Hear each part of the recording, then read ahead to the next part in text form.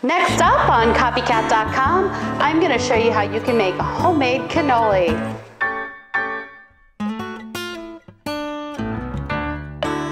So, have you ever been to an Italian restaurant and tried a cannoli?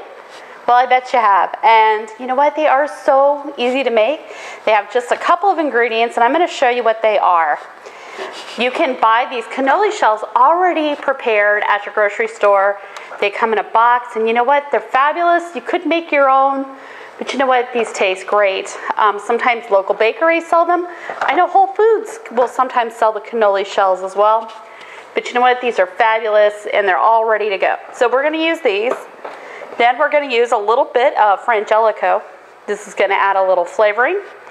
And then we're going to use mascarpone cheese. Now you can use ricotta cheese, but I think mascarpone has a much better texture and it holds together and it doesn't get weepy like ricotta does.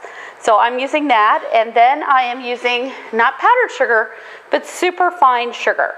If you don't have any superfine sugar, you can buy some at your grocery store, or you can run a little bit of regular sugar through your food processor for a little bit, and you can make superfine sugar.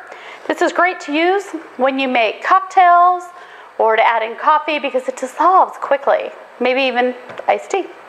So let's go ahead and put these cannoli together. You're going to probably need a special tool.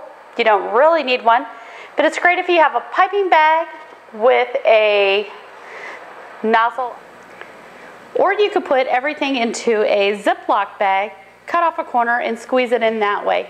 Either way, it's going to work really, really well. Or you know what? You can use a really skinny spoon and just go ahead and put your filling in. So why don't we get started on making this cannoli? Okay, so what I have here are 2 8-ounce packages of mascarpone cheese. I typically find this cheese in the nicer deli cheese sections of grocery stores. This is a little bit pricey. It's about $2 or $3 a tub, but you know what? It is so worth it. So 8 ounces of mascarpone cheese. So then comes a half a cup of super fine sugar. I wouldn't use regular sugar in here because it might be a little bit gritty. And then I'm going to put about a good tablespoon and a half of Frangelico in here.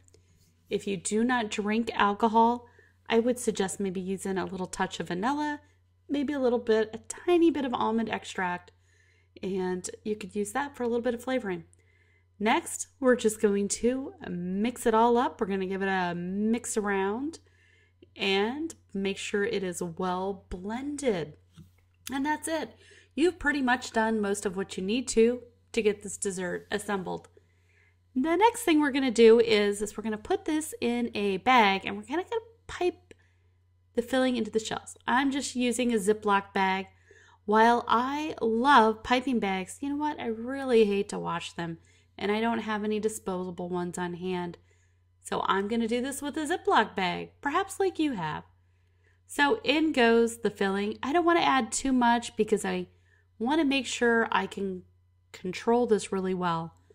So you're just going to kind of squeeze it down as much as you can, and then you're going to snip off and corner right there. And there you go. We are ready to use this as a piping bag. And I am just going to fill up these shells here.